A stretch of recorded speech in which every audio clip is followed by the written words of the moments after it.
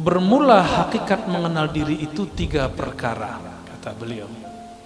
Jadi cara mengenal diri itu ada 3. Yang pertama, mengenal asal kejadian diri. Nah, ini langsung diputus.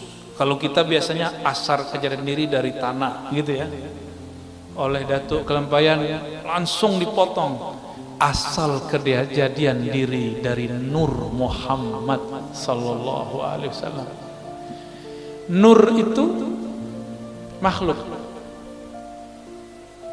Cahaya itu kemudian dizahirkan Allah menjadi 4 anasir. Ada tanah, ada api, ada air, ada udara. Hatta jin dan iblis pun tercipta dari nurnya Nabi Muhammad sallallahu alaihi wasallam. Namun nur yang mananya? Nah, ini yang jadi rahasia. Di dalam kitab Daqaiqul Akhbar, dulu saya mengatakan ini kitab kumpulan hadis palsu. Ternyata di dalamnya ada beberapa asrar-asrar ma'rifat yang disembunyikan para ulama di dalamnya. Mulailah kita sadar, tidak boleh menghina apa saja. Orang pemaksiat pun kita tidak hina, apalagi kitab yang dikarang oleh para ulama. Ya, di Daqaiqul Akhbar disebutkan di alam ruh, di saat seseorang memandang kepada Rasulullah, jika dia memandang kepada kepala Rasul, maka dia nanti di bumi akan jadi pemimpin. Jika dia memandang dadanya Rasul, dia nanti jadi apa? Mandang tangannya Rasul, nanti jadi apa? Sudah disebut. Maka semua pekerjaan kita ini itu hanya ulangan dari apa yang kita pandang dulu di alam ruh. Saya duduk di sini, guru-guru ada di sini, jamaah ada di depan. Semuanya menunjukkan apa yang dulu pernah kita lakukan di sana. Cuma mengulang. Bedanya dulu ruh itu tidak laki, tidak perempuan. Sekarang kita jadi laki, bukan perempuan. Ada yang perempuan, tidak laki-laki. Jadi bagaimana cara mengenal diri yang pertama? Kita harus mengembalikan bahwa diri ini berasal dari nur Nabi Muhammad sallallahu alaihi wasallam. Muncullah di situ kalam-kalam ilhami qudsi. Lagi-lagi seperti tadi, ini ilham yang didapat oleh para wali-wali. Mereka mendengar Rasulullah bersabda di alam rohani, al-alam minni wa ana minallah. Alam dariku, aku dari Allah. Maksudnya aku dari hembusannya nafas Allah subhanahu wa ta'ala. Ternyata di kitab Sirrul Asrar pun disebut, yang dinisbatkan kepada Syekh Abdul Qadir Al-Jailani, al-alam minni wa ana minallah, dan sejenisnya. Ada kalimat-kalimat sejenis ini.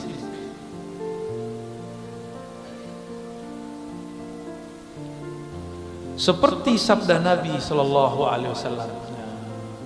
Kedua, menyatakan dirinya dahulu daripada mati. Jadi cara mengenal diri yang kedua, mematikan diri sebelum mati. Mati apakah? Ini yang kita kaji malam tadi di mana namanya? Bumi Sholawat ya. Tapi karena tempat terbatas, nah kita bagi lagi sini. Sebenarnya saya belum pernah membaca kitab ini sebelumnya, kecuali judulnya. Ya, tapi tadi langsung khatam. Dalam waktu bersolawat langsung selesai. Ya, dengan baca sanad segala macam kita tabarukan, kita ijazahan. Saya minta izin secara rohani dan secara jasmani. Ya, jasmaninya tadi siang, rohaninya barusan. Ternyata isinya sama dengan thariqah saman yang dulu saya ambil waktu remaja. Persis sama. Dulu guru kita baca 2 lafaz ini. Man arafa nafsahu faqad arafa rabbahu. Lalu mutu qabla an tamutu. Matikanlah dirimu sebelum engkau mati. Matikan dirimu secara makna, secara sifat. Jadi diri ini tubuh. Tubuh itu Allah tiupkan ke dalamnya ruh. Ruh itu membawa yang disebut sifat. Bernamalah sifat itu sifat ma'ani pada Allah, ma'nawiyah pada kita. Yang disebut mati maknawi matikan sifat ma'aninya. Gitu. Sifat ma'ani ada berapa? 7. Coba disebutkan apa aja? Qudrat, iradah, ilmun, hayat, sama, basar. Ya. Ma'ani milik Allah, tidak mungkin dimatikan. Maka yang dimatikan hanyalah sifat maknawiyah. Kaunuhu sami'an, kaunuhu muridan. Saya punya sama pemberian Allah.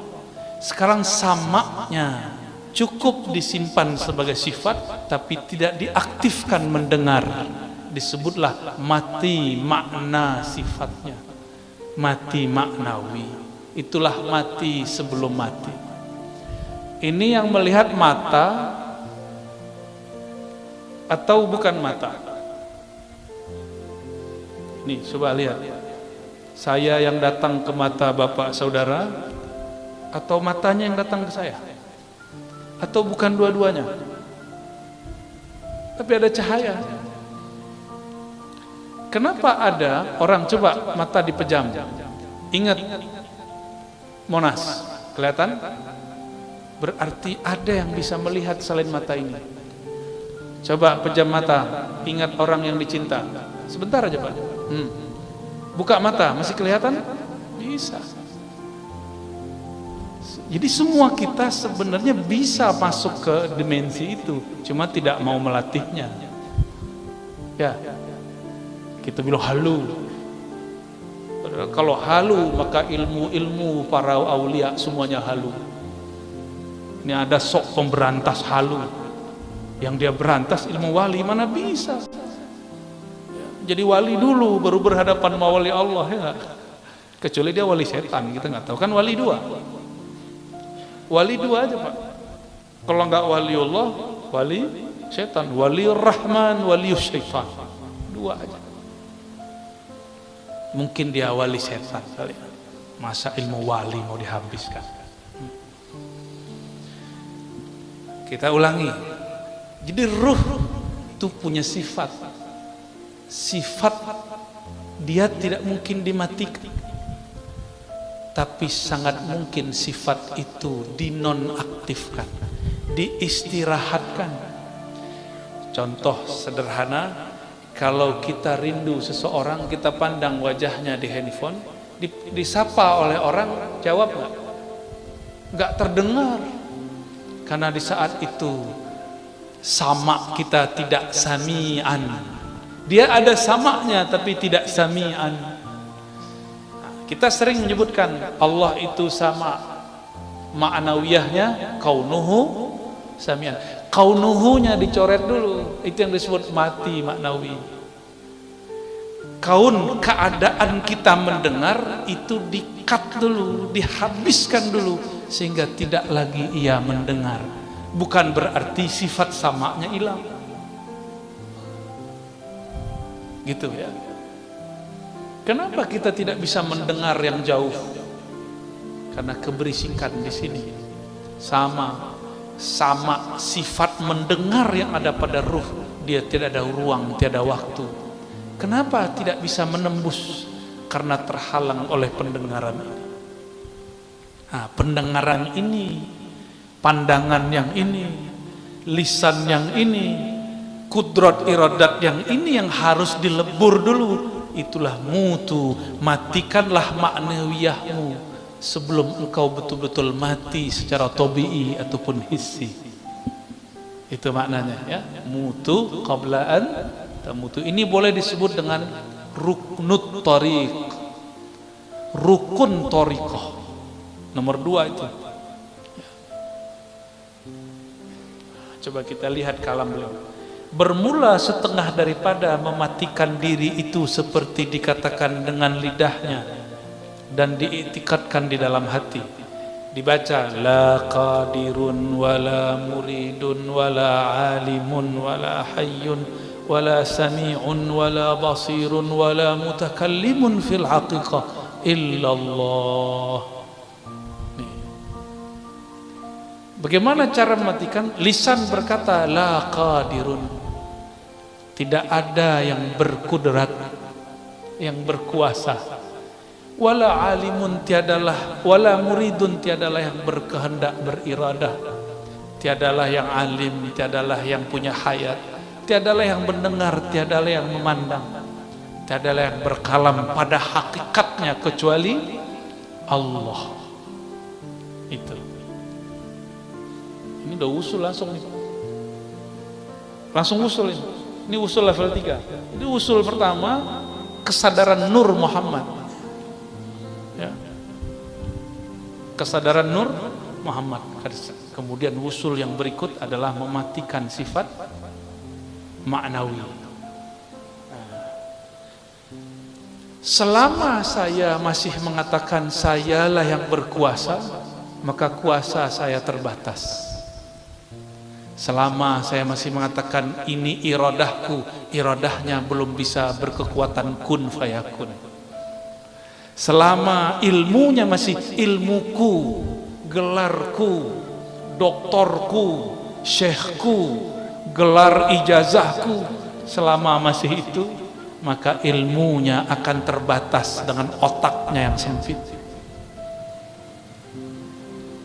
Wala hayyun, jika dia masih menganggap dirinya hidup karena air dia minum, karena makan, maka nanti orang-orang itu akan menyekutukan Allah dengan nasi. Nanti ada masa di akhir zaman paceklik, orang-orang tidak bisa makan karena tidak ada yang dapat dimakan. Di saat itulah turun keluar Dajjal bawa makanan. Akan banyak nanti orang ganti agamanya karena meyakini hayatnya ada pada makanan. Ashabul Kahfi selesai di bidang ini, maka dia mengatakan hayat kami di tangan Allah. Hayati, hayatuna, hayatullah fil haqiqah. Maka dengan itu Ashabul Kahfi 309 tahun pun masih Allah hidupkan. Maka mereka itu aulia-aulia kekasih Allah yang karam fana dalam sifat hayatnya Allah subhanahu wa ta'ala. Coba ada orang tidak makan sebulan, mati Pak? Mati ya? Betul? Benar?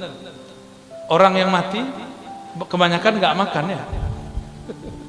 Emang orang mati minum kan nggak juga? Tapi secara lahiriah kita memandang banyak orang mati karena kelaparan. Tapi kenapa Ashabul Kahfi 309 tahun tidak mati? Karena hayat itu milik Allah. Kalau Allah belum ambil ya nggak mati. Wala sami'un wala basirun. Kalau pendengaran ini 10 meter sudah tidak terdengar. Tapi kalau sami'nya sudah dimatikan, maka Allah lah yang mendengar. Allah memperdengarkan kepada kita. Inilah yang disebut kasyaf sam'iyah. Kasyaf secara sama. Disinilah banyak para wali mendengarkan kalimah-kalimah. Inilah yang terjadi pada orang yang bermimpi mengatakan, aku mendengar Rasulullah bersabda, man arafa nafsahu faqad arafa rabbahu. Dicarilah oleh ahli hadis, di mana ini hadis? Tidak ditemukan di kitab hadis manapun.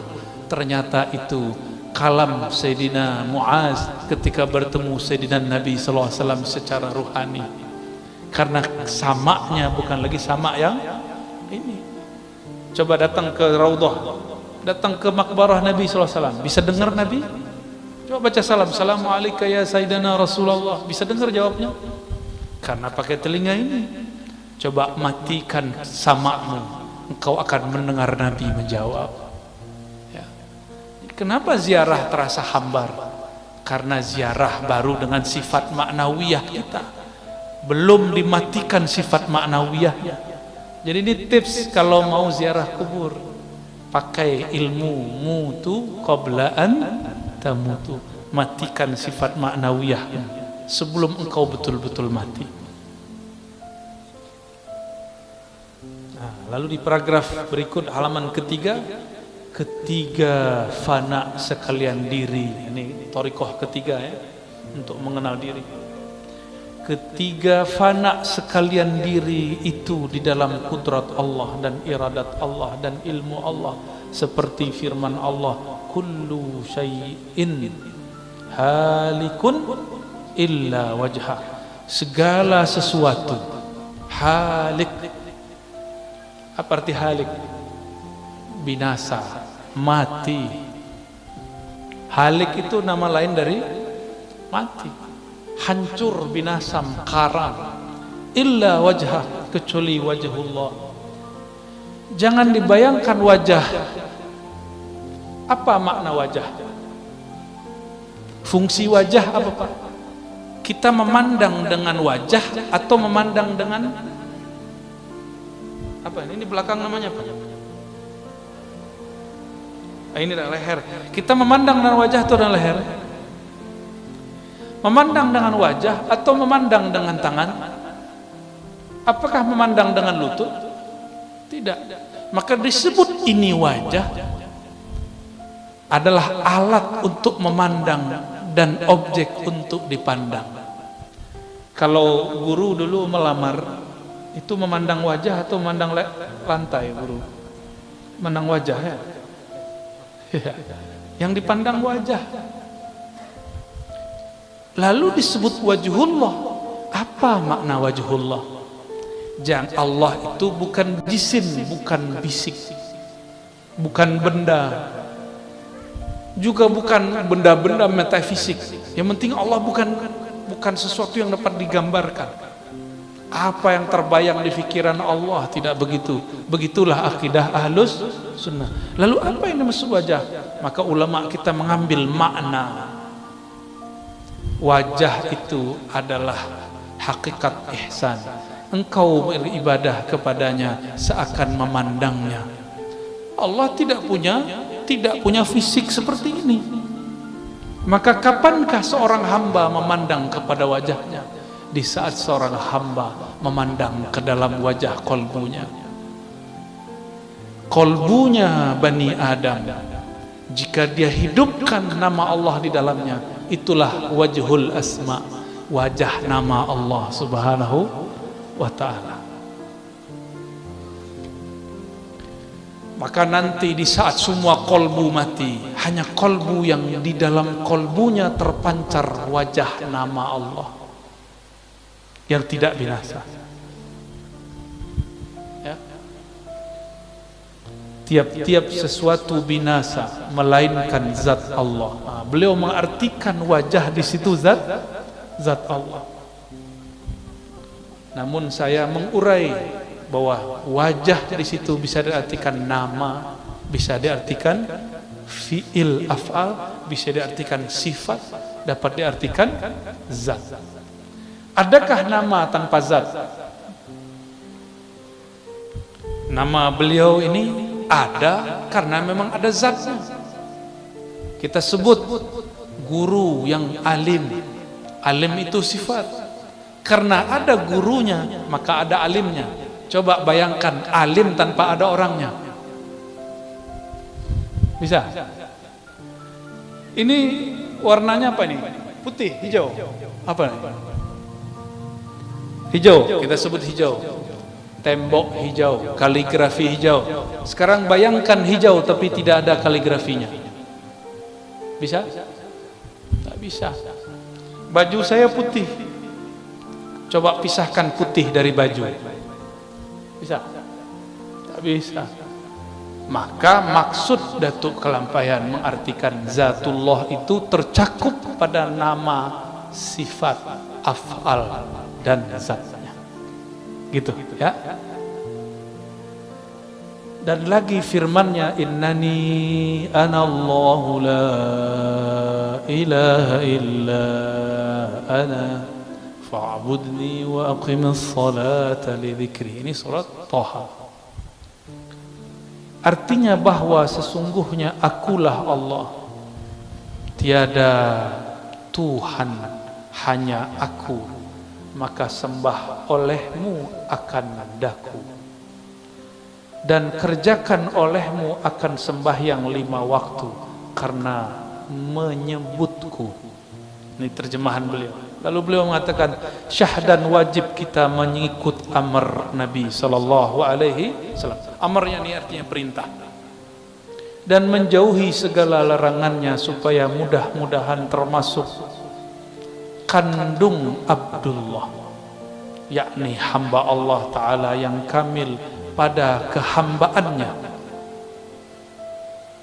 Setelah itu hendaklah kita kerjakan musyahadah keesaan zatnya dan muraqabah dan muhadarah. Nah, ada 3 di situ ya.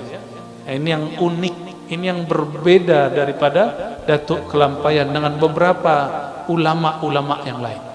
Beliau menambahkan namanya muhadarah. Pertama musyahadah ya. Itu paling tinggi. Bawahnya turun muraqabah. Turun lagi muhadarah. Di kitab-kitab yang lain cuma 2, musyahadah, muraqabah. Hanya beberapa kitab yang menyebutkan muhadarah, dan beliau ya menyebutkan muhadarah, yaitu menghadirkan hati kita kepada hadiratnya serta mengucap zikir la ilaha illallah.